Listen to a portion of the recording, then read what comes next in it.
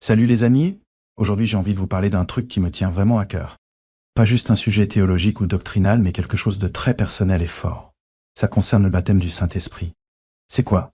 Ce que la Bible en dit, et surtout, comment savoir si on l'a vraiment reçu? Vous voyez, il y a beaucoup de confusion, plein de débats. Chacun dit un peu ce qu'il veut. Certains pensent que parler en langue, c'est indispensable, d'autres ne le faites pas. Certains disent que c'est juste un coup de folie émotionnelle. D'autres rejettent ça complètement. Mais si tu regardes bien ce que dit la Bible et si tu écoutes les vraies histoires de gens dont la vie a été transformée, je pense que ça devient assez clair. Toute cette discussion a vraiment commencé pour moi quand j'ai entendu parler d'un puissant réveil qui a démarré il y a plus de 15 ans. Un vrai mouvement pentecôtiste de Dieu. Et mon pote, laisse-moi te dire, ça ne s'est pas calmé. Ça continue encore aujourd'hui, avec des gens partout dans le monde qui vivent ça. Dieu agit de manière puissante. Comme dans l'Église primitive, je parle de gens de tous horizons, de tout pays. Ils prient, ils attendent Dieu. Et tout comme les disciples, dans les actes 2, ils vivent la descente du Saint-Esprit. Là, c'est intéressant. Beaucoup ne comprenaient même pas vraiment ce qu'ils cherchaient au départ. Certains ne s'attendaient pas à parler en langue. D'autres pensaient que ce serait quelque chose de calme et intérieur. Mais en restant en prière et en se laissant faire, au Saint-Esprit, ils se sont retrouvés exactement dans le même genre de moment que les apôtres le jour de la Pentecôte. Ce n'est pas rien. C'est la puissance de Dieu qui agit de manière constante à travers le temps et l'espace. Revenons un instant à ce que Jésus a dit à ses disciples dans Luc 24. 49. Il a dit « Et que revoici, j'envoie sur vous la promesse de mon Père. Mais vous, restez dans la ville de Jérusalem, jusqu'à ce que vous soyez revêtus de la puissance d'en haut. » Ce n'était pas une suggestion. C'était un ordre direct de Jésus lui-même. Ça veut dire, Yoga attendait d'avoir reçu la puissance. La puissance qui ne vient pas des hommes, mais du ciel. Et cette promesse de puissance n'était pas nouvelle. Le prophète Joël en avait déjà parlé des siècles avant. Jésus, dans Joël 2, 28-29 dit « À quand je répandrai mon esprit sur toute chair, sur vos serviteurs et vos servantes. En ces jours-là, je répandrai mon esprit. » Donc, c'était quelque chose que Dieu avait prévu depuis longtemps.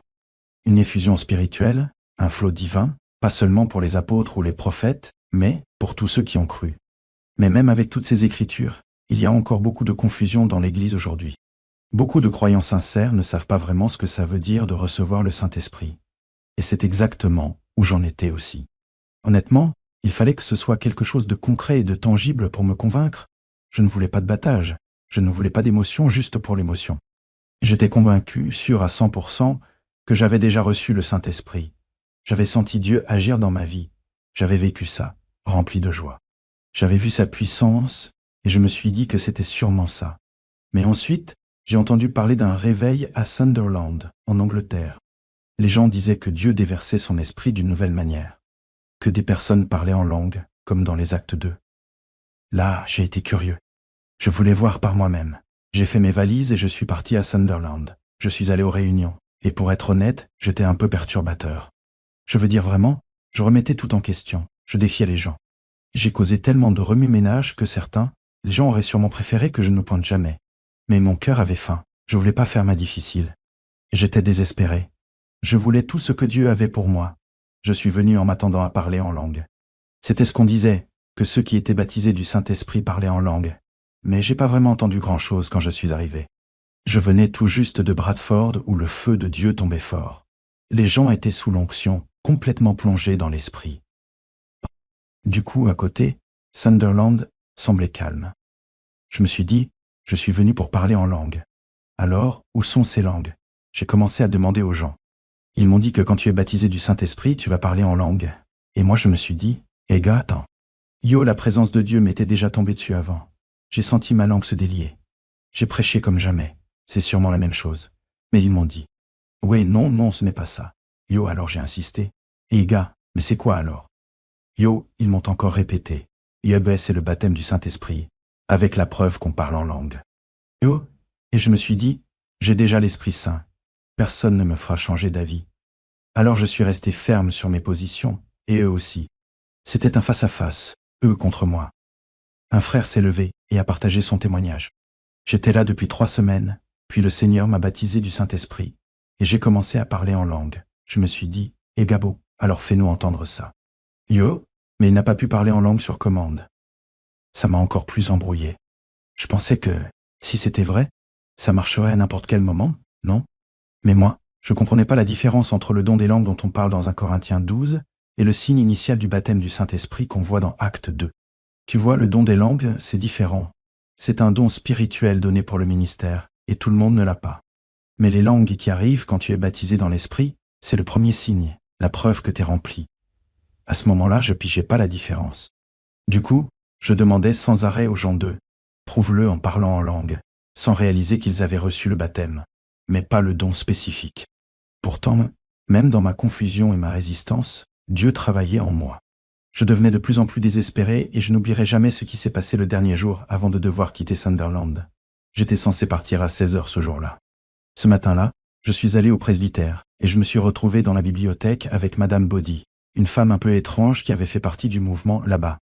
Je lui ai dit, à gauche je n'arrive pas à trouver le repos. Plus longtemps, me faut ces langues? Mais elle m'a regardé et m'a dit un truc qui m'est resté en tête. Frère Wigglesworth, ce dont tu as besoin, ce ne sont pas des langues, c'est du baptême. Si tu laisses Dieu te baptiser, les langues viendront toutes seules. Ça m'a frappé. Je pensais tout savoir. Je croyais avoir tout compris. Mais à ce moment-là, j'ai réalisé que je cherchais plus le signe que la véritable expérience. J'ai dit, « S'il te plaît, impose-moi les mains pour que je reçoive. » Elle s'est levée et m'a imposé les mains. Et là, le feu de Dieu est tombé. À ce moment-là, on a frappé à la porte et a dû partir. Tu sais quoi? C'était la meilleure chose qui pouvait arriver parce que soudain, je me suis retrouvé seul. Seul avec Dieu. Et dans ce moment calme et sacré, Dieu m'a donné une révélation. Mon ami, je l'ai vu, une vision d'une croix vide, et Jésus glorifié.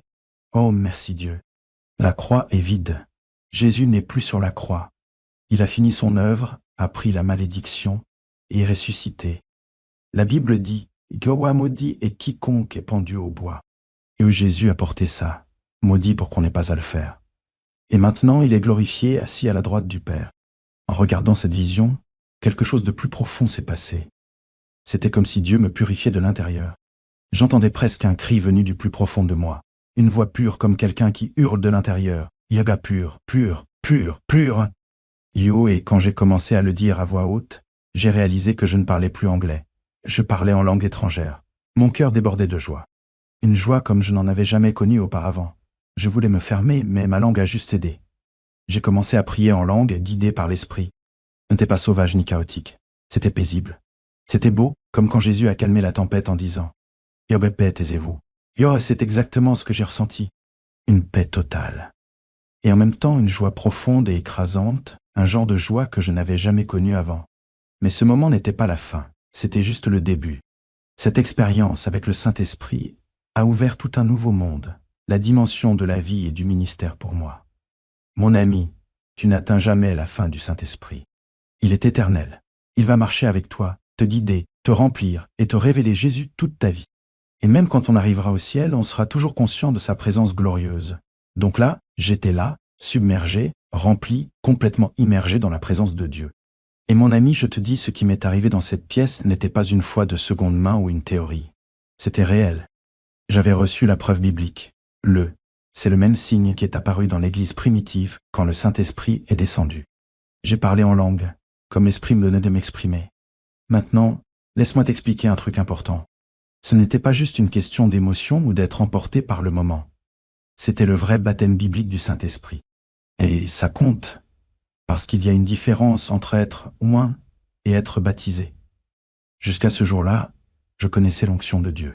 Je l'avais senti me pousser à prêcher, à prier, à croire. Il l'a utilisé de manière puissante. Mais là, je savais que j'étais entré dans un truc différent, plus profond, un truc soutenu par la Bible. Et c'est ça, le truc important. Il faut que ta vie soit appuyée par la parole de Dieu. Sans ça, tu marches sur un terrain instable. Mais quand ton témoignage colle à l'Écriture, personne ne peut te déstabiliser. T'as pas besoin de te justifier. T'as pas besoin de te défendre. Tu te tiens juste sur la parole et la parole te soutient. Et mon pote, j'ai mis au défi des gens avec ça. Je le répète encore et encore sur ce point. Si tu peux me montrer dans la Bible quelqu'un qui a reçu le baptême du Saint-Esprit sans parler en langue, je t'écoute. Ça fait des années que je dis ça et personne n'a jamais donné un exemple biblique solide. Pourquoi? Parce que ça n'existe pas. La preuve, le signe physique initial, est toujours le même dans les Écritures. Quand les gens étaient baptisés du Saint-Esprit, ils parlaient en langue. Maintenant, je sais ce que ça fait de penser que tu l'as déjà. Moi aussi, je pensais pareil. Je croyais que j'avais déjà été baptisé, j'en étais sûr. Et franchement, j'avais vécu tellement de choses avec Dieu que je ne pouvais pas imaginer qu'il y avait mieux. Mais mon pote, il y avait mieux. Et la belle chose, c'est qu'il y en a toujours pour toi, pour chaque croyant, pour tous ceux qui veulent s'abandonner et recevoir. Donc, après avoir reçu le baptême à Sunderland, j'étais tellement rempli de joie que j'ai envoyé un message chez moi direct. Je ne pouvais pas garder ça pour moi. Fallait que je le dise à ma famille. Je leur ai dit que j'avais reçu le Saint-Esprit. Quand je suis arrivé à la maison, mon petit garçon a couru. J'étais tout excité. « Papa, est-ce que tu as reçu le Saint-Esprit ?» J'ai répondu « Oui, mon garçon. » Puis il m'a posé une question qui m'a sûrement fait sourire un peu. « Allez, parle en langue. Mais tu sais quoi? Je n'ai pas pu, pas tout de suite. Pourquoi? Parce que les langues que j'avais parlées quand j'étais baptisé venaient selon la volonté de l'Esprit. J'avais reçu la preuve, mais pas encore le don, celui dont on parle dans 1 Corinthiens 12. C'est ça la différence.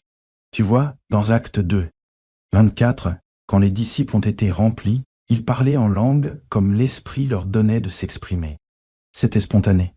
Pas un truc qu'ils pouvaient allumer ou éteindre quand ils voulaient. Mais dans 1 Corinthiens 12, Paul parle du don des langues, qui fonctionne différemment. C'est un don spirituel que certains reçoivent, et on peut l'utiliser guidé par l'Esprit, surtout dans un cadre de ministère, parfois avec une interprétation. Donc voilà le truc.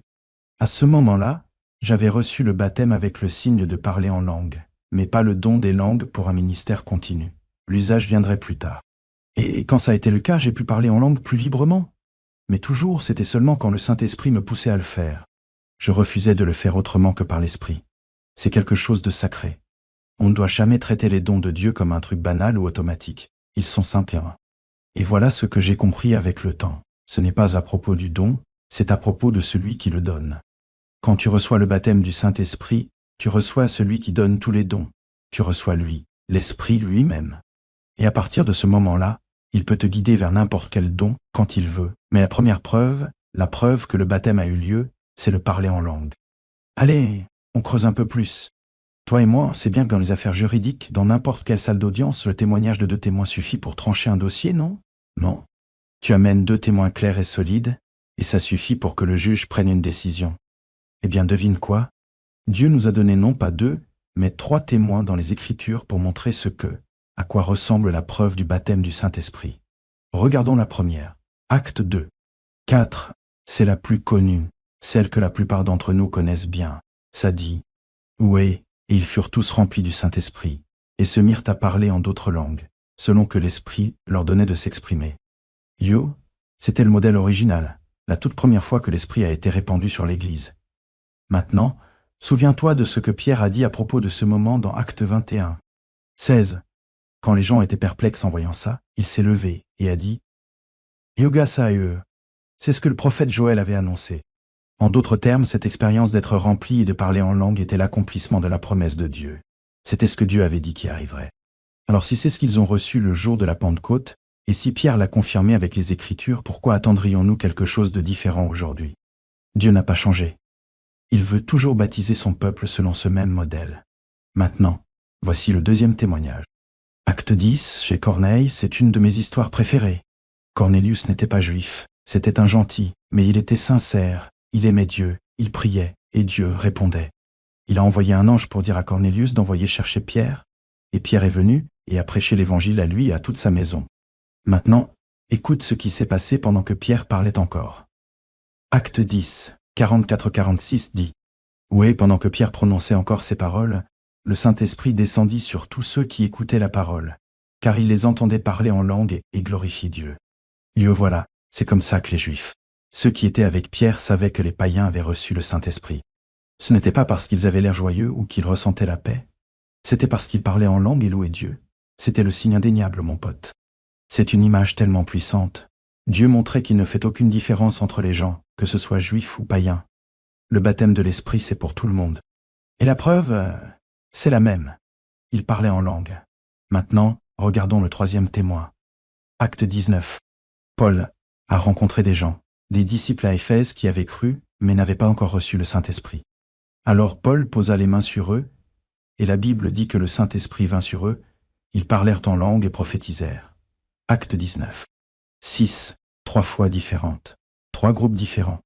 Même schéma, même preuve. Ils furent baptisés du Saint-Esprit et ils parlèrent en langue.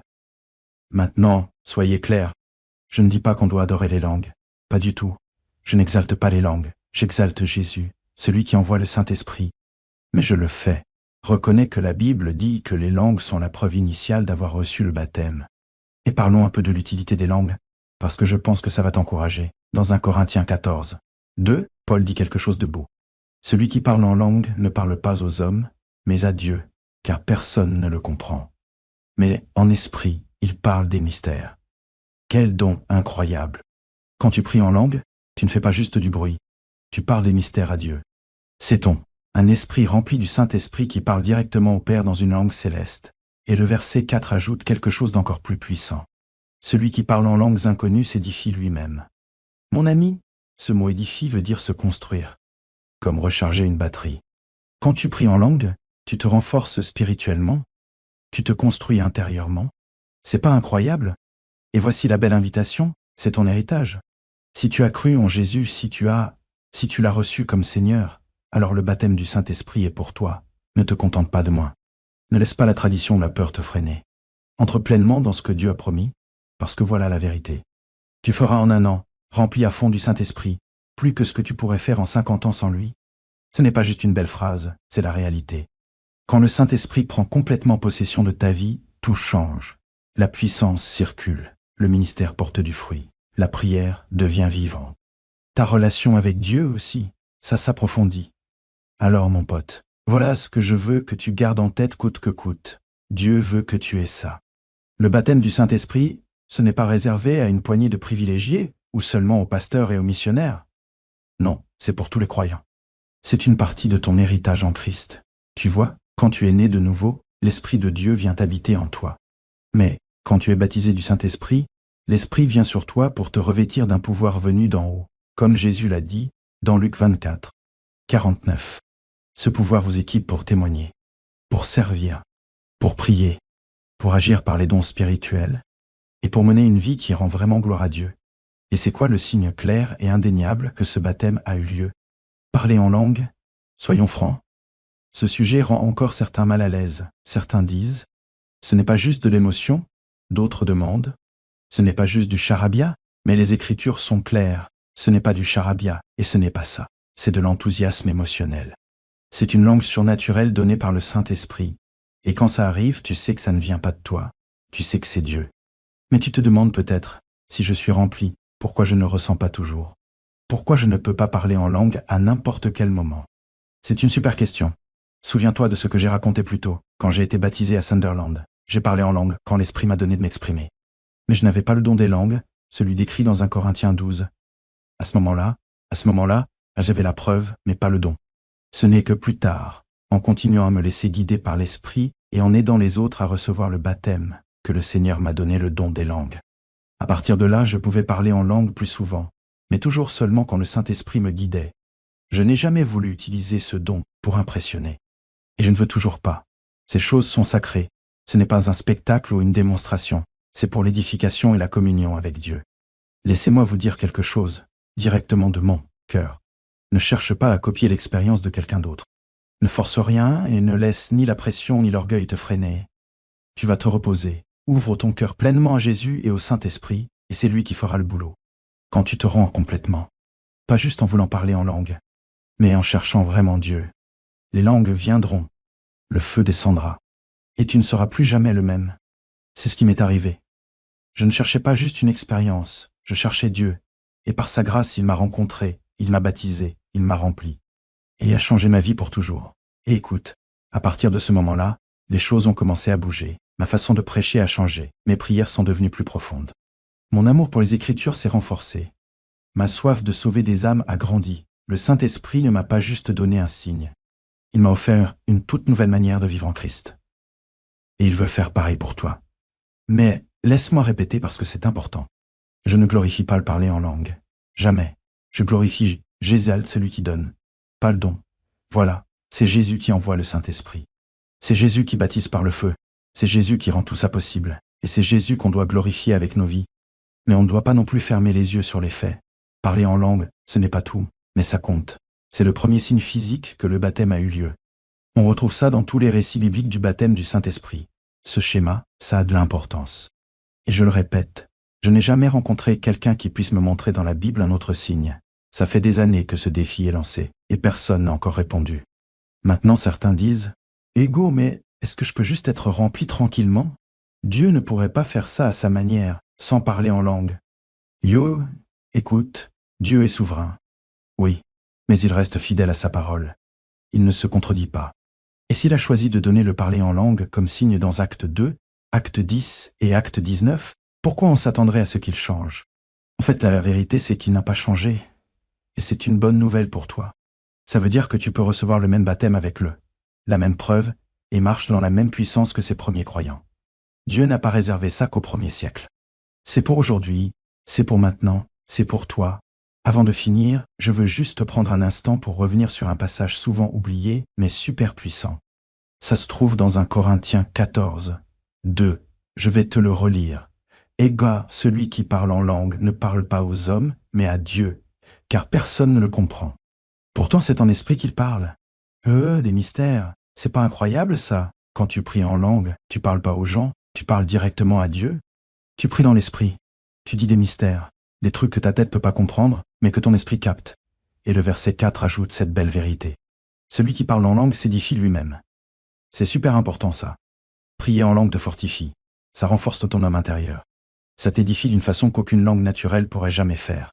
C'est comme une nourriture spirituelle. Le paradis qui descend direct du trône jusque dans ton âme. Mon pote, t'as déjà ressenti ce genre de fatigue, cette sensation d'être vidé, à sec, épuisé par la vie, le ministère ou les combats incessants?